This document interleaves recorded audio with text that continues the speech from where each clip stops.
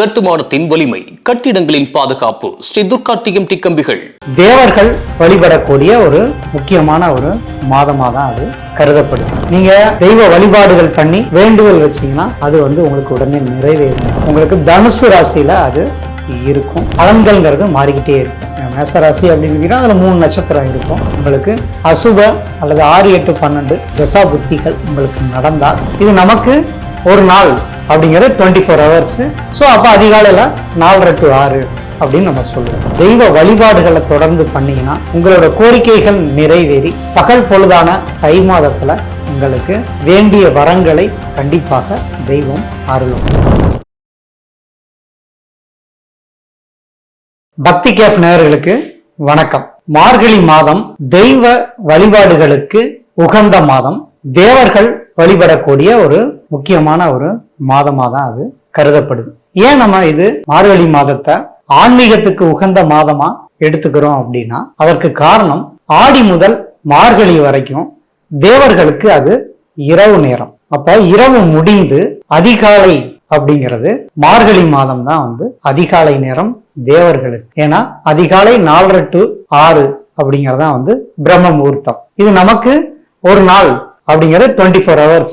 So அப்ப அதிகாலையில 4:30 to 6 அப்படின்னு நம்ம சொல்லுவோம். ஆனா தேவர்களுக்கான ஒரு வருடம் அப்படிங்கறதான் அவங்களுக்கு இரவு பகல் முடிந்து ஒரு நாள் கம்ப்ளீட் ஆகும். அப்ப அந்த ஒரு வருடத்துல முக்கியமா இந்த ஆடி மாசத்துல இருந்து மார்கழி மாசம் வரைக்கும் அவங்களுக்கு இரவு பொழுதாவே இருக்கும். அப்ப பகல் பொழுது ஆரம்பிக்கிறது தை மாசம் ஆரம்பிச்சு. தை மாசத்துக்கு முன்னாடி இருக்கிறது மார்கழி. அப்ப மார்கழியோட அதுதான் பிரம்ம முகூர்த்தம். ஏன்னா சூரிய உதயத்துக்கு முன்னாடி இருக்கிறது அப்படிங்கறத மார்கழி மாதம். இதைத்தான் பிரம்ம முகூர்த்தத்துல நீங்க செய்யற காரியங்கள் வெற்றி பெறும். நீங்க தெய்வ வழிபாடுகள் பண்ணி வேண்டுதல் வச்சீங்கன்னா அது உங்களுக்கு உடனே நிறைவேறும் அப்படின்னு சொல்றதுக்கு அதுதான் காரணம். அப்ப எல்லா மாதங்களுமே பிரம்ம முகூர்த்தம் உழுந்தது அப்படின்னு சொல்லி மக்களுக்கு அது ராங்கா கன்வே ஆயிடுச்சு. அதனால எப்ப எல்லாம் சொல்றாங்க எதுனாலும் பிரம்ம முகூர்த்தத்துல பண்ணுங்க, 4:30 to 6 பண்ணிக்கிட்டா எந்த தோஷமும் இல்லை அப்படின்னு சொல்றாங்க.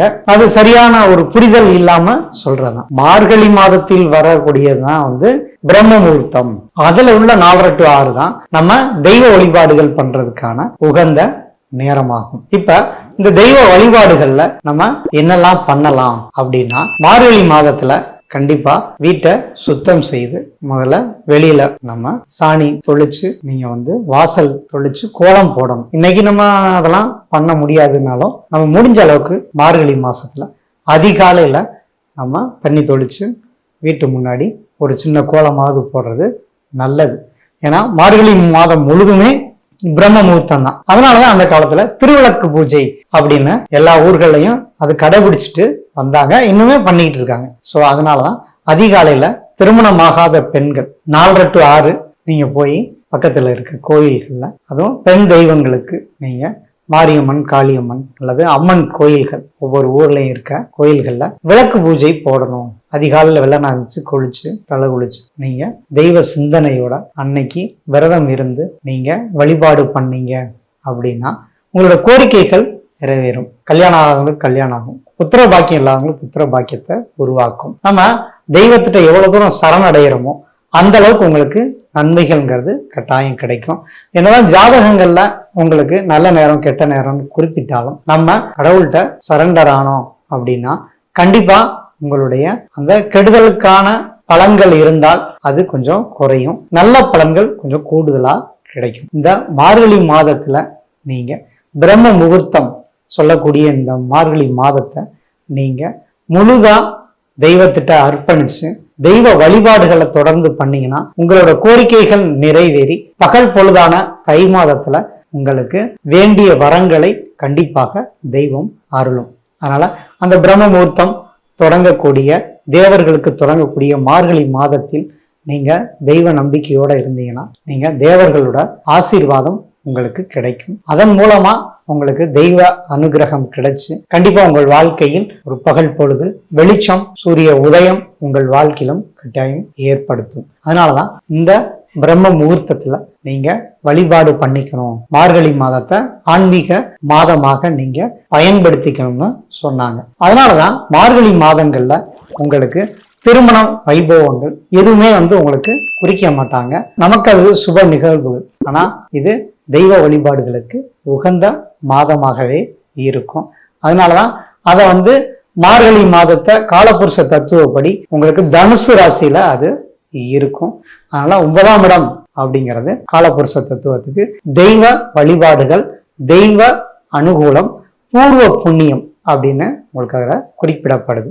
அதனால நீங்க பிரம்ம முகூர்த்த நாளான மார்கழி மாதத்தில் தெய்வ வழிபாடுகளை எவ்வளவு தூரம் நீங்க பண்றீங்களோ, உங்க தெய்வத்தை, மனசுக்கு பிடிச்ச தெய்வம், அம்மன் வழிபாடுகள், பூஜைகள் என்னென்ன உங்களுக்கு தோணுதோ அதெல்லாமே நீங்க உங்க உள்மனதே ஒவ்வொருத்தருக்கும் கடவுள் தெரிவிப்பாரு. ஏன்னா ஒரு கோயிலுக்கு நம்ம வரணும் அப்படின்னாலும் அதுக்கு அனுகிரகம் வேணும். தெய்வம் நம்மளை அழைச்சாதான் நமக்கு அந்த இது கிடைக்கும். அதனால நீங்க வரப்போகிற மார்கழி மாதத்தை எவ்வளவு தூரம் நீங்க சின்சியரா தெய்வ வழிபாடுகள் பண்றீங்களோ அந்த அளவுக்கு உங்க வாழ்க்கையில் வெற்றியும் புகழும் கண்டிப்பாக கிடைக்கும். அதுவும் இந்த 2026 உங்களுக்கு சிறப்பா இருக்கணும் அப்படின்னு சொன்னா கண்டிப்பா மார்கழி மாதத்தை தேர்ந்தெடுத்து விரதம் இருங்க. காலையில பெண்கள்லாம் அதிகாலையில எந்திரிச்சு திருவிளக்கு பூஜை நடத்துங்க. அது உங்களுக்கு மிகப்பெரிய நன்மைகளையும் வெற்றிகளையும் கொடுக்கும். பிரம்ம முகூர்த்தத்துல நீங்க வைக்கிற வேண்டுதல்கள் நிச்சயம் தேவர்களால் எடுத்து செல்லப்பட்டு கடவுளிடம் சமர்ப்பிக்கப்பட்டு உங்களுக்கு பூரண ஆசீர்வாதம் கிடைத்து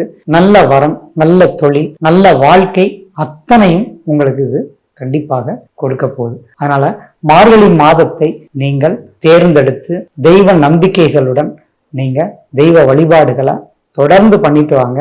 உங்களுக்கு இந்த ஆண்டு 2026 வெற்றி மேல வெற்றி கண்டிப்பாக உங்களுக்கு கிடைக்கும். பக்தி கேஃப் நேயர்களை பொறுத்த வரைக்கும் உங்களுக்கு நிறைய ஆன்மீக தகவல்களை தொடர்ந்து கொடுத்துக்கிட்டே இருக்கும். ஆனா அந்த ஆன்மீக தகவல்களை நீங்க கரெக்டா ஃபாலோ பண்ணீங்க அப்படின்னா கண்டிப்பாக வெற்றி கிடைக்கும். ஏன்னா ஒவ்வொருத்தருடைய ஜாதகத்துக்கு ஜாதகம் பலன்கள்ங்கிறது மாறிக்கிட்டே இருக்கும். மேசராசி அப்படின்னு அதுல 3 நட்சத்திரம் இருக்கும், அதுல பாதங்கள் இருக்கு. ஸோ இதெல்லாம் கருத்துல வச்சுதான் நம்ம ஒரு பொது பலனை தான் நம்ம ராசி பலன்கள்ல சொல்றோம். ஆனா உங்களுடைய ஜாதகத்துல தசா புத்திகள் எந்த அளவுக்கு உங்களுக்கு சப்போர்ட் பண்ணுதோ, அதாவது யோக தசா புத்தி பலன்கள் இருந்தா கண்டிப்பாக உங்களுக்கு மேலும் மேலும் வளர்ச்சி கட்டாயம் கிடைக்கும். உங்களுக்கு அசுப அல்லது 6, 8, 12 தசா புத்திகள் உங்களுக்கு நடந்தால் உங்களுக்கு நிறைய சோதனைகளும் வேதனைகளும் கொடுக்கத்தான் செய்யும். அதற்காக தான் இது போன்ற பரிகார பகுதிகளை உங்களுக்கு தெளிவா எடுத்து சொல்றோம். அப்ப எவ்வளவு தோஷங்கள் இருந்தாலும் சரி, இந்த 6, 8, 12 திசைகள் இருந்தாலும் சரி, அவயோக திசைகள் நடந்தாலும் சரி, நீங்க மார்கழி மாதத்துல இந்த பிரம்ம முகூர்த்தத்துல நீங்க திருவிளக்கு பூஜைகள் அல்லது ஒரு விளக்காவது போட்டு தெய்வத்தை வழிபட உங்களுக்கு வெற்றி மேல வெற்றி கிடைக்கும். மீண்டும் சொல்றேன், இது தேவர்களுடைய பிரம்ம முகூர்த்த நேரம் மார்கழி மாதம். அதனால இந்த மார்கழி மாதத்துல அதுலயும் நீங்க பிரம்ம முகூர்த்தத்துல வழிபாடு பண்ணக்கூடிய எந்த ஒரு கோரிக்கைகளும் கண்டிப்பாக உங்களுக்கு நிறைவேறும். உங்களுக்கு வெற்றி மேல வெற்றி கண்டிப்பாக கிடைக்கும். வாழ்த்துக்கள். இந்த வீடியோ உங்களுக்கு பிடிச்சிருந்தா லைக் பண்ணுங்க, ஷேர் பண்ணுங்க, கமெண்ட் பண்ணுங்க. மறக்காம பெல் பட்டனை கிளிக் பண்ணிட்டு பக்தி கஃபே தமிழ் சேனலை சப்ஸ்கிரைப் பண்ணிடுங்க.